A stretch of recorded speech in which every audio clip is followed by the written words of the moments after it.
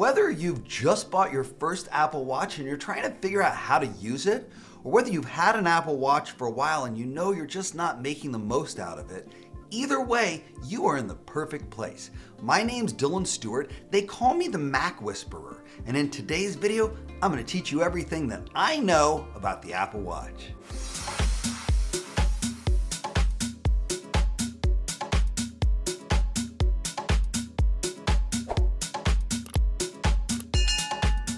The Apple Watch has been around for over 10 years now, but most people still haven't figured out how to make the most out of it. In today's video, I'm going to give you a basic walkthrough around what the watch's functions and features are, and then I'm going to give you some of my biggest tips on how to get the most out of it. If you stick around until the end of the video, I will share my one power user Apple Watch tip that is a game changer. So let's hop on over and get started. Before we dig into the features and the functions of the watch, it's important for us to understand the hardware of the watch. The Apple Watch is a simple device. It's really only got 2 buttons, but those 2 buttons do a huge range of functions. The first button is the round button at the top called the digital crown, and you can either spin that or push that in. And the button underneath that is called the side button. You can just push that one in, but it still does a lot with the different ways you can use it. To start with, the digital crown has all sorts of functions. The first one we're going to talk about is scrolling. While you're on your Apple Watch face, like I am right now, if you scroll on the digital crown, you will enter the widget screen, which will allow you to get quick information about basic things like calendar, or fitness, or weather, or news. To get out of the widget screen, just press the digital crown in like this. The scrolling can be a very helpful function in other places as well. For example, if you're inside of a message, it can allow you to scroll up and down easily. When you're on your watch face and you press in the digital crown, you immediately enter your app screen. And if you're in the app screen and you press the digital crown, you go back to your watch face. And if you're in any app, let's open Messages back up here, and you press the digital crown in, you'll go back to the app screen and then back to the watch. So in general, it's a toggle between the watch face and the app screen, unless you're in an app, in which case it takes you back to the app screen first. The next function we're going to talk about is a double click of the digital crown. And when you do that double click, you enter into the recent apps screen that can allow you to jump to any application that you were recently using, so you don't have to go back to your home screen to do it. It's a very easy thing to just simply double click and then scroll to the app you want and let it sit there for just a second, and it will jump right in, allowing you to get right in that app and continue whatever you were doing the last time you were using it. I'm going to press the digital crown again to get out of that app and back to my watch face. And one of the most important features on the watch is also connected to the digital crown, and that's Siri. Most of us use Siri by voice, calling out, "Hey," followed by Siri, or just calling Siri by name in the first place. But it's a little ineffective. The Apple Watch also has a feature that allows you to raise the watch up, and it's supposed to trigger Siri, but sometimes it just doesn't. When I'm busy and trying to get things done and I need Siri's attention, I need it to be accurate, I need it to be responsive, and I need to not play games about whether it's going to work this time or not. That's just too frustrating. So to make sure it works, you can just use the digital crown. Pushing down the digital crown will immediately summon Siri and allow you to ask it anything, just like this. Open Mail.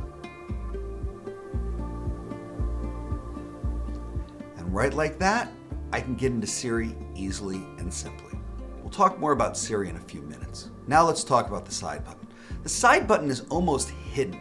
It almost doesn't feel like a button until you've clicked it a couple of times, but it's really functional. A single press on the side button like this will get you right into your control panel, allowing you to do all sorts of things like turn on airplane mode or focus mode, turn on your vibration or your silence mode, or some other features we'll talk about in a couple of moments. The second thing that the side button does is accesses your Apple Pay and your wallet. I'm going to double click it in order to do that. A quick double click, and I have immediate access to any of the cards that I've stored in my wallet so that I can simply and easily use Apple Pay, which we'll talk about in a few moments. And the last side button function is triggered by pressing and holding it like this.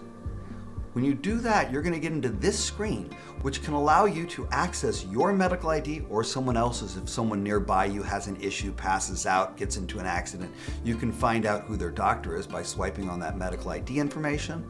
The compass backtrack can allow you, if you're hiking, to find your way back in case you get lost.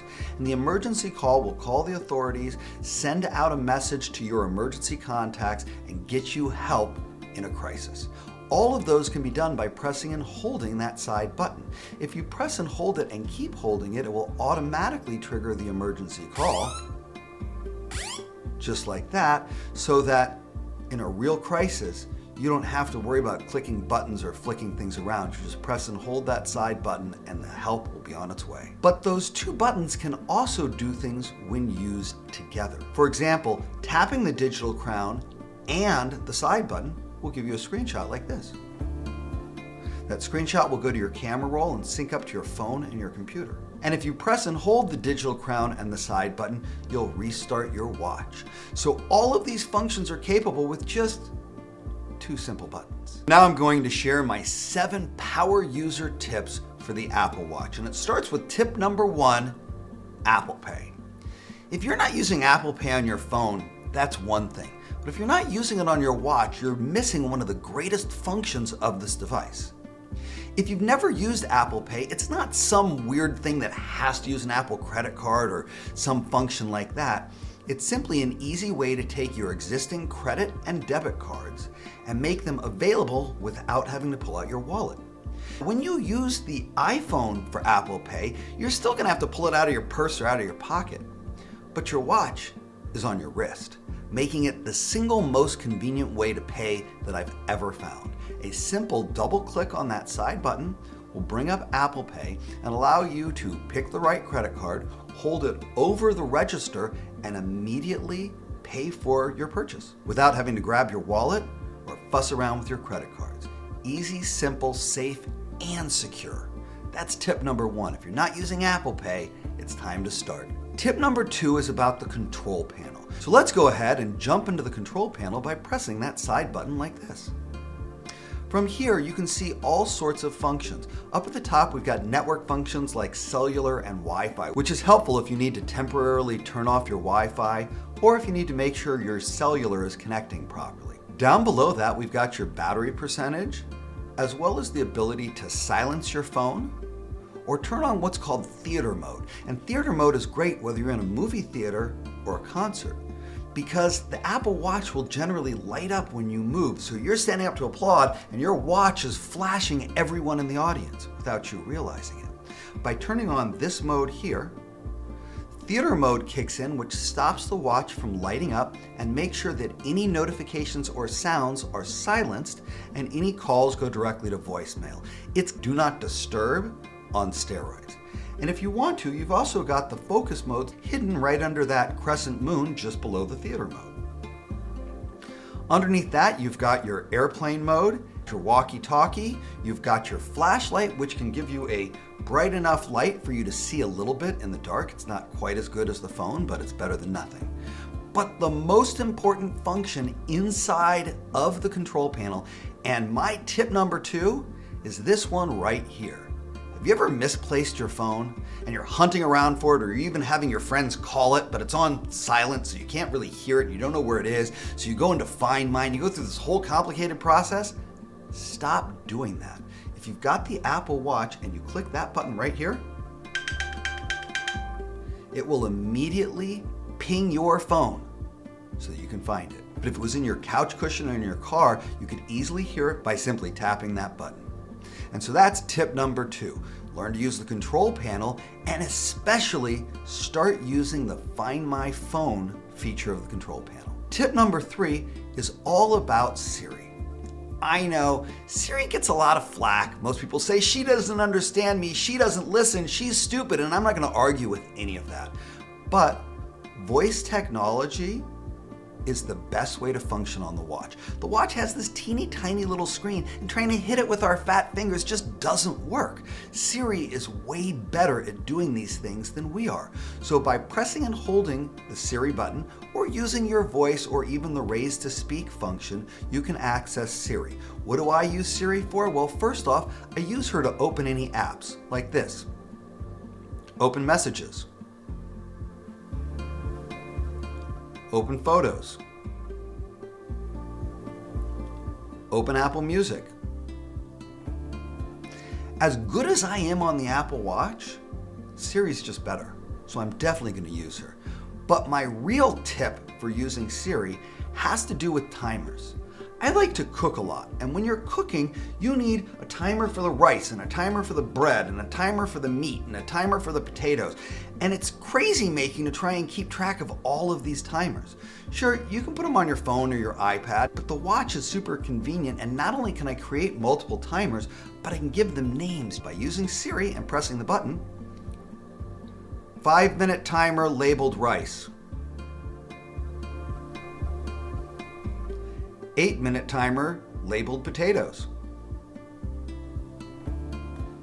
12-minute timer labeled steak.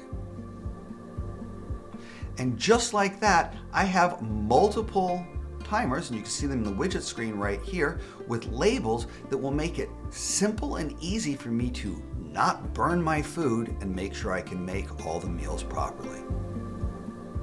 Cancel all timers. You can even use it to turn off the timers. That's tip number 3. Start using Siri. Use her to open up apps, use her to start timers, use her to do dictation, use her to send messages, but using it with the button is by far the most convenient and reliable way to do it. Tip number 4, we're gonna get off of the watch and we're gonna go to the phone.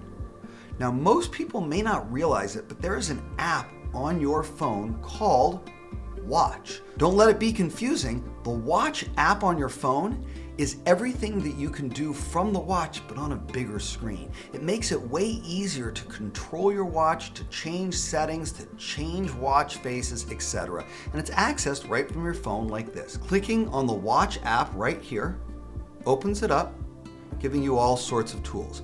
Up at the top, you're going to see the separate watch faces you've already programmed in. We'll talk about that in a moment. Down here, you've got your settings, your notification settings, general settings, cellular settings, etc. Down in the bottom middle, you've got the face gallery, and the face gallery can help you find and create new watch faces. And then over in the Discover section at the bottom right, you've got all sorts of tips and tools that will take what we're talking about today to the next level and give you even more tips that can make it work flawlessly for you. And that's tip number 4. Use the Watch app on the phone to make complicated changes easy and to give you more room to do what you need to do. And to take effect of tip number 4, we're going to step into tip number 5 right from here. Tip number 5 is be conscious of the watch face you choose. Now, you'll notice I've currently got this California watch face on, which is fine, but it doesn't have a whole lot of functionality. You see, one of the great things about the watch is it can do all sorts of things. It can track your steps, and it can do timers, and it can play music or podcasts. It can do calculations. It can do all sorts of things. But if you have a standard watch face like this on, it's going to be a little difficult for you to make the most out of it. So if you pick a watch face or create one, which we'll do in a moment, that has the functions you use regularly on it, like this modular watch face that I use all the time, it simplifies everything. You see, the watch face has these little things called complications that allow you to immediately do functions right from the watch face itself without using Siri, without having to go into the apps. So let's go ahead and turn on this watch face and take a look at what we're talking about here. It's easy to switch from the watch by pushing down on the center of the watch face like this until it slides backwards, and then you can scroll through your other watch faces that you've created or added. I'm going to go ahead and choose this one right here. Now, what you can see on this one is these little buttons. In the upper left corner, I got a man running. That's the shortcut into my fitness mode. In the lower left-hand corner, you can see the ability to do a 2-minute timer, which I use all the time. Underneath that, I've got a quick, easy way to get right into my text messages, or over to the right, I can start a stopwatch. And all of these things can be done without my leaving the watch face. A simple click, and I'm right into the stopwatch function. Another click, and I'm right into messages. In the center, you can see the calendar information, which tells me what my next appointment is. If you want to edit a watch face or create a new watch face, push down on it, swipe to the far right, and you will see the plus button, which will allow you to create a new watch face, or you can click the edit button under any existing watch face to make those settings work for you. So that's tip number 5. Make sure you've set the right watch face up so that you can get to the functions you need the most easily without hunting around. That walks us right into tip number 6. Tip number 6 has to do with the app screen. So let's go into the app screen by pressing the digital crown down like this. Now you can see it's sort of a constellation of all these different apps, and they're kind of scrolly and they're all over the place, and I can press them and I can kind of search around, and maybe I can delete one or move one from one place to the other, but it's really hard to see and it's really disorganized. Tip number 6 is all about changing that view. So to do it, I'm going to go ahead and open Settings with Siri. Open Settings. And from here, I'm going to scroll down until I see this option called App View. And App View right here can allow you to change from the grid view to the list view, which to me is just a way better way to use the watch. I'm going to go ahead and press in the digital crown, and now let's press it again to see how the app screen looks now. Oh my God, that's so much simpler. Look at it, it's alphabetical. I can easily see things. I don't have to hunt through this weird little grid. I don't understand why Apple left that grid view as the default when the list view is just clearly superior. And that's tip number 6, use your list view. And tip number 7, which I'm going to use this watch face for, is start using the fitness functions of your watch. On this particular watch face, there are these activity circles that you see in the bottom left quadrant here. They're not quite filled in yet. When they do get filled in, they're going to look more complete, but you can see that there are multiple functions here. One of them tracks your movement, one of them tracks your exercise, and one of them tracks how many times you stand up per day. You can set these separate settings in the watch or in the watch app on the phone so that it knows how active you want to be, how many calories you want to burn, and then you can work to close your rings every day. And in addition to that, if you have a simple complication that connects you to your most common exercise, like for me, there's the walk in the upper left-hand corner, I can just click that button, get right into my workouts, pick my outdoor walk or whatever I happen to be doing, and open it up and get started. Remember, the key to using the Apple Watch properly is getting to what you want quickly. It's a small screen and we have big fingers. So whether it's using Siri or using complications or picking the right watch face, it makes a huge difference in this device being more functional and more capable. And those are my top 7 Apple Watch tips. In just a moment, I'm going to share with you the number 1 most important power user tip that I use regularly on my Apple Watch.